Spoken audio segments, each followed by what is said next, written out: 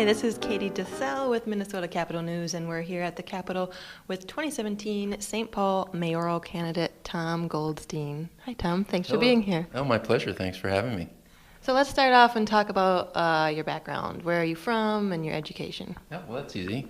My background, I grew up in the Washington, D.C. area, just over the line in Maryland, and came out here for college. And ended up staying, lived in Minneapolis for a few years, found St. Paul, the pace of life here more to my liking. So I moved here when I was starting law school, and at the same time started a retail business and had a retail store on Grand Avenue in the 80s and 90s that was a popular sports fan store, and then got involved, I think, tangentially in politics through having known Paul Wellstone at Carleton and working on his Senate campaign, and then eventually got involved with my son's school, serving as chair of the PTO, which led to my running for school board, and then got more engaged around city activities. But I lived in the Mac Groveland neighborhood for about 20 years. I now live in the Hamlin Midway area. My son is a graduate of Central High School and now has graduated college and is working in Washington, D.C. And I'm a lawyer by training, had a business for many years, as I said, and have worked for a series of nonprofits, published a literary baseball journal, and have done a lot of citizen advocacy around transparency, government priorities, doing something about the digital divide and broadband, and that's what brought me to run for mayor. So talk a little more about the digital divide and broadband. You'd like to see it more coverage for everyone, or how did you get into that? Well, I think I had a theory about how we would solve the digital divide. I realized, I think, fairly early on how essential internet is. For example, I published a journal for a dozen years that I never could have done without access to the internet. We originally started out, people would mail in manuscripts, I would mail back letters of acceptance or rejection, and it was incredibly tedious. I never could have done it without the internet. Eventually, everything was switched online. So I saw early on how valuable the internet could be for, I wouldn't really call it commerce, but for a venture like that. And then just the applications became clearer and clearer to me. And as I started to read about what other communities were doing, and St. Paul really was doing nothing. And if you want to get a room full of people or a Capitol full of people, ask them what they think of their internet service. You'll fill it up and have them around the block. So clearly, Comcast and CenturyLink and the major providers are not the solution. I think we should be following the lead of cities like Chattanooga, which is an all-fiber city. Depending on what information you believe, they've attracted a couple $1 billion worth of investment. And brought over $1 billion worth of value. You can get a gigabit of download speeds for $70. You can do that in Minneapolis as well if you're a subscriber to U.S. Internet. So the issue, to me, the relevance of it and why I formed Connect St. Paul with a graduate student named Ben Pierce a few years ago is because I saw nothing happening, and when Comcast's cable contract was up for renewal, it was a chance to leverage gains for the internet side. And I talked with all the council members, all the county members, and nothing was happening. And the truth is, back in 2006, the city, the county, and the school district all agreed that St. Paul should build its own broadband network. So I merely picked up what was a good idea, it wasn't my idea originally, and just said, hey, we need to get back to that. And just haven't been able to see leadership do anything.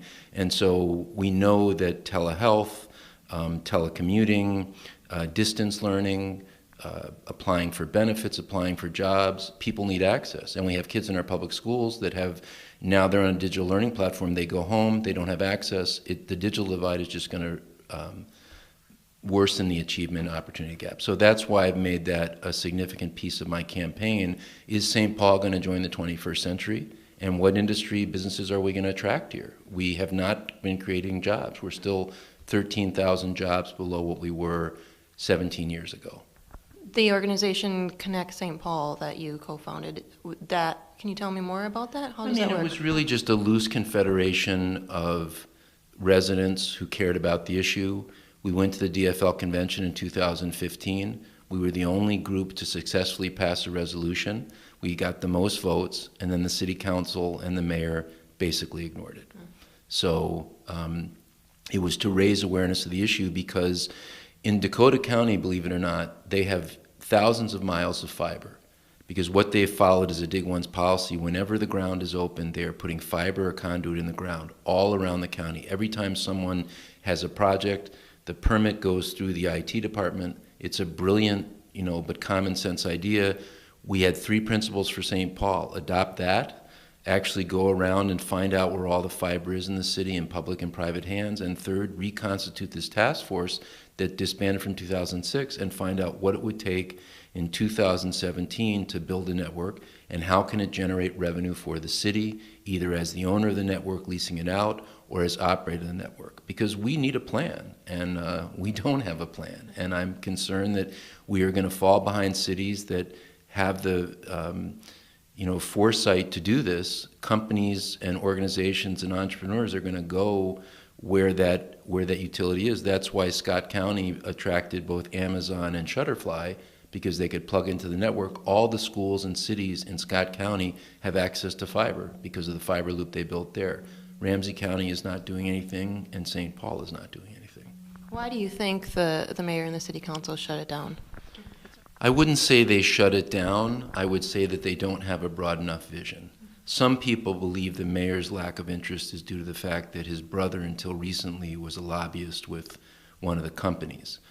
I don't know if that's the case. I just know that when your focus is building stadiums and subsidizing developments downtown, and that's what you think is the key to a city's success, your vision is going to be limited. And to me, I just think it's short-sighted. I mean, my simple answer is the city council, unfortunately, and the mayor have not had a broad enough vision. I would turn it around and say, what does Chattanooga know that we don't? They're the ones attracting investment. We are getting stadiums and subsidizing developments, and we're not pursuing a technology future which could maybe bring the kind of really high-paying jobs that could help replace the 13,000 jobs we haven't recovered since 2000. And it's worth noting that Minneapolis has recovered its jobs, so it's not just like St. Paul, everybody's in the same boat. St. Paul just has not had a plan to replace all the jobs we've lost, and we need a plan, and that's why I've incorporated into what I call my blueprint for a better St. Paul. So you mentioned the stadium. I know you were opposed to the building of the Saints Stadium and the soccer stadium. So talk more about your views on that. Well, it's not so much the stadiums themselves, it's the public financing of them. I've actually got involved originally in 1999 when the then mayor of St. Paul, Norm Coleman, wanted to pass a 0.5% sales tax to contribute to a third of the cost of building a stadium. And I might have been able to get behind the idea if there was really a value that we could have leveraged from the team, or if it had really been a publicly vetted thing. But it did get on the ballot because the mayor was not willing to really negotiate over community benefits or anything like that. I joined the opposition. We won.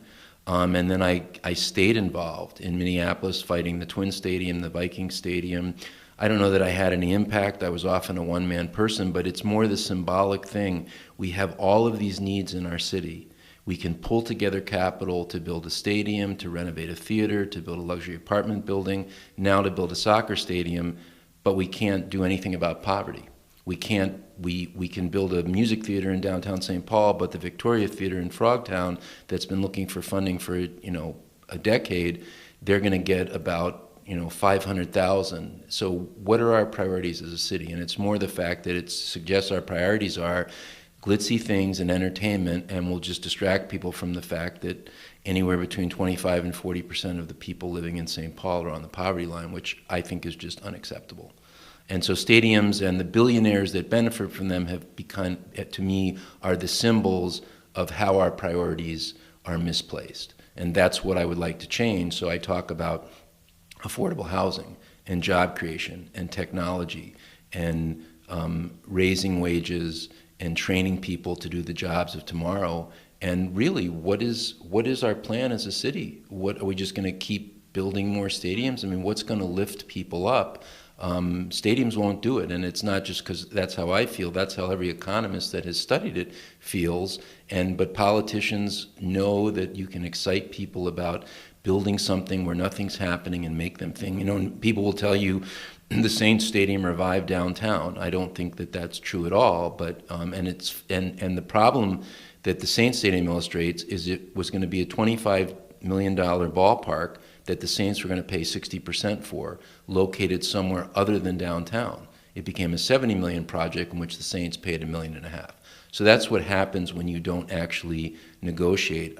Somebody asked me, what would the city look like if you were mayor? Would it be greatly different? I said, not necessarily. We just would have gotten a much better deal if those things were going to happen here, because I would have actually negotiated with the teams and said, what are you going to do for the city, as opposed to what are we going to be doing for you? Are you in favor of raising the minimum wage to $15 an hour? And if so, how would you help small businesses be able to pay their employees that? So, first of all, I think the $15 an hour campaign has been brilliant. So I have to give kudos to the movement. I coming up with a figure, and I really respect it. I think I have more of a nuanced approach. The target to me should be corporations, Fortune 500 companies. And I give the example, when Bernie Sanders was running for president, he said, we need to break up the big banks, the banks that are too big to fail. He didn't say we need to break up all banks. So to me, having a one-size-fits-all, having been a small businessman and knowing that when you have a business, you often have to plow your profits back in if you're going to grow it. The notion that everybody has a business is just sitting on a bunch of cash and they just stick it in their pocket. There are certainly some businesses that way. What I would rather see us do is implement as quickly as possible, like in a 1 to 2 year period, raising the wages for corporations, places like Comcast and Target and Walmart and all of them, and then see if we have the multiplier effect that the 15 Now campaign is talking about. If that's so, small businesses will feel the pressure and they will have to find a way to adapt, and presumably they will benefit from that so that they can afford to raise the wages. Otherwise, I don't think it's so much protecting them as we're going to expect small business to solve a nationwide issue around wage poverty.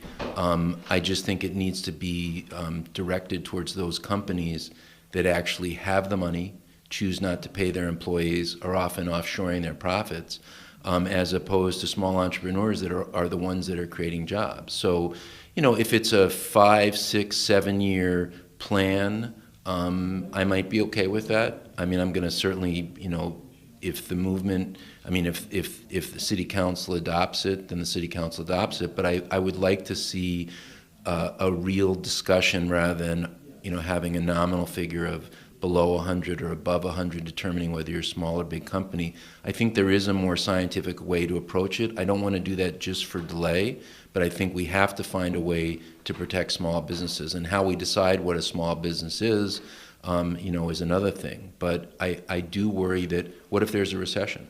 What if it doesn't work? Then what? Do people get laid off? Do businesses close? How do you make sure that the experiment, isn't an experiment, that it actually works? It's one thing to raise the wage, a little bit, but to go literally from where we're at now to 15 for small businesses, I think be a challenge, particularly if you're the business starting in 6 years, you're coming in at $15 an hour as opposed to $9.50 and then 10, 11. So I think it's worthy of more discussion, but I certainly want to see it implemented. I obviously want to see people get a livable wage, but the other side of the coin is we need to create livable wage jobs, not simply raise wages. What are we doing to expand so that we're not talking about $15 an hour, we're talking about $20, $30, $40 an hour? That would lift a ton of boats as well, as opposed to just assuming that people can do jobs that typically did not pay well and that we're never going to expect them to be able to have better jobs in their lifetime. I want that to happen. So how do you do that? How do you create those jobs with higher wages? Well, I think one, you have to have a plan. As I point out, if the mayor had spent the last 10 years talking about education, about the need for affordable housing, about job creation, exploring, attracting companies here, we may have solved these problems, instead of saying first the Saints ballpark is the number one capital project, and then the Penn Field with the Lund store, and then a practice facility for the Wild and the Palace Theater. It's a question of how a mayor uses the office. If you're out there talking to companies and say, what do you need to come here besides, us just writing a check for millions and millions of dollars? Is it, do you need to see that the streets are actually going to be repaired? So that, because the reason companies locate somewhere is because their employees want to live there, or the job base is there, or there's a strategic reason for being where they are. So St. Paul is a city of neighborhoods that have been neglected because of all these other projects. You drive around the city, you see all the disrepair. So one thing is we need to fix our streets, fix our sewers, bridges, improve our green spaces, continue to make St. Paul a place where people want to live, and then make sure when kids are staying in high school, which requires a citywide commitment to education so that there are adults that are working with kids, helping them stay in school, and making sure that they have that guidance that they might not be getting at home, so that they will pursue careers, building on like the Hamlin to Hamlin collaborative, and then align it with tech schools, St. Paul College or others, so that we have kids graduating that can do those skilled jobs. For example, solar techs can earn $15 to $20 an hour right away. Solar is an industry that is ripe for plumbing in St. Paul that we've done nothing really as a city to promote. It employs more people than oil, gas, and coal combined. So finding the industries, we could light up a fiber corridor the length of University Avenue, the length of the Green Line, promote it as a tech corridor, and maybe we would fill up all those empty future retail spaces that admittedly are not going like wildfire with tech firms, or med tech, or co-located entrepreneurs, something that makes St. Paul a place that's more than coffee shops and brew pubs. As much as I love those, you can't build an economy around that. What is our new economy going to be? We have to lift all boats. Let's talk a little bit about criminal justice reform and police accountability and your views on that and how you would deal with that as mayor. Well, I actually, in my literature, I talk about improving neighborhood relations. And I think we need to have more community policing. Let's just say we need to have community policing. We have gotten away from that. And there's a few components to that. We need to have police officers living in our community. We cannot mandate it by law, but we certainly can incentivize it so that in 5 or 10 years, instead of approximately 16% of police officers living in St. Paul, we have like 80%. So it used to be that there was something called workforce housing where you would try to incentivize for teachers and police officers and firefighters. We need to get back to that as well, whether it's in terms of our hiring practices, you get a bonus if you live here, or whether it's about mortgage, how much you're, some way to ensure you live here. Because underneath it all, we have to rebuild trust. I think police officers, too many of them don't live here. When they confront a situation, they don't know the people. They don't know who the good guys and the bad guys are. And we all know that often the bad guys are determined based on the color of their skin. And that requires ongoing training that has to happen from the start. We need to hire people with those kind of sensitivities. Policing is not about force. It's become that way, but to me, the good officers seldom have to use force because the badge is respected when they respect the people they're dealing with. And so we need to figure out how to rebuild trust, and I think the key to that is we should be hosting community forums continuously. We should be acknowledging the issues we have. We should have accountability measures in place, which goes to the whole city. I want there to be a citywide scorecard where we are measuring everything we do as a city, from job creation, addressing poverty, technology, education, clear goals that, something politicians don't want to do, but so that you're measured. So you can go online and see where the city is based on, here's where we want to be in 2025, and you can see where we are in 2018 and 2020. The police department needs to have the same thing. You can't just have, to protect and serve. That doesn't really mean anything. It's a motto, but it's not enough to really professionalize the department. I want to see the department ideally flattened so we have more people on the streets in the community. I want to see our hiring practices so we really, we have more than 30 African American officers and about a dozen Latino officers. We are fortunately hiring more Hmong officers, but it's more of kind of a diversity of thinking as well. If you're coming in that your job is to make sure everybody goes home safe rather than just police officers go home safe, then you're going to look at people differently. That's not to minimize that there are some people that are out of control, that the gunfire that is plaguing the East Side is a serious problem. But as the chief himself has said, we cannot arrest ourselves out of this problem. So we have to rebuild trust, we have to use resources necessary, but at the root of it is kids that don't have opportunities. And their parents may be incarcerated, they're on a bad path. How do we as a community steer them back to the right path and not allow them to end up where they are they are running with gangs, they have nothing to do, which gets at funding after-school programming.